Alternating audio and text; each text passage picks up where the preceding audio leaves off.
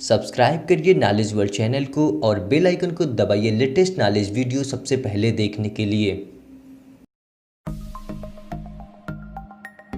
China और भारत के बीच सिक्किम की सीमा पर जारी विवाद के बीच चाइना बार बार हमें 1962 के युद्ध की याद दिला रहा है। चाइना की मीडिया ने 5 दशक पुराने इस युद्ध से संबंधित कई संपादकीय और तस्वीरें प्रकाशित की है। चाइना के सबसे बड़े अखबार पीपल डेली ने 1962 की लड़ाई से पहले छपे एक संपादकीय को फिर से प्रकाशित किया है। वहीं एक और मीडिया वेबसाइट ने युद्ध की तस्वीर छापी है। चाइना की सरकारी मीडिया में बार बार भारत को युद्ध के परिणाम का डर दिखाया जा रहा है। इशारा साफ है कि चाइना 1962 के युद्ध में भारत को मिली हार की याद दिलाकर उसे सीधे सीधे चेतावनी दे रहा है। तो चलिए वीडियो को शुरू करते हैं दोस्तों और जानते हैं चाइना और भारत में कौन कितना ताकतवर है। अगर ग्लोबल देशों की सैन्य ताकत का आंकड़ा रखने वाली साइट ग्लोबल पावर की माने तो भारत और चीन की सैन्य क्षमता में बहुत अंतर नहीं है।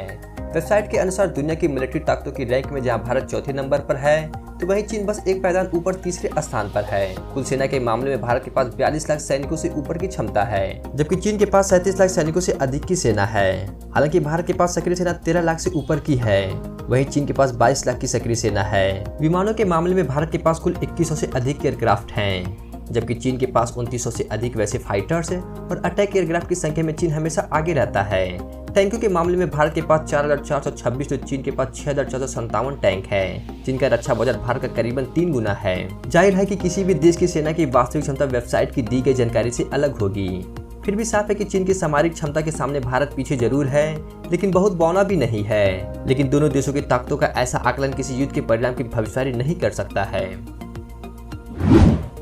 1962 से अलग स्थिति है भारत की। फर्स्ट पोस्ट में छपे एक लेख में विक्रम वोरा कहते हैं कि आज के समय में ये सवाल बेकार है कि भारत और चीन के युद्ध में कौन जीतेगा। आज की स्थिति में युद्ध के नतीजे किसी भी देश के लिए विनाशकारी होंगे। ऐसे में सीधे सीधे दोनों देशों की ताकत की तुलना करना बेकार होगा।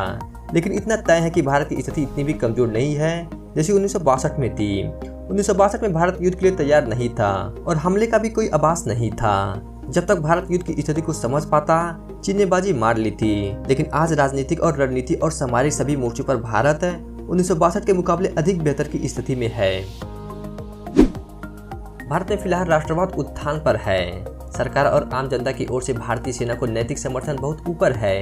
तैनाती और तैयारी के मामले में भारत 1962 के मुकाबले में स्थिति बहुत बेहतर है। 1965, 1971 और 1999 की लड़ाइयों ने साबित किया है कि भारतीय सेना कमजोर नहीं है।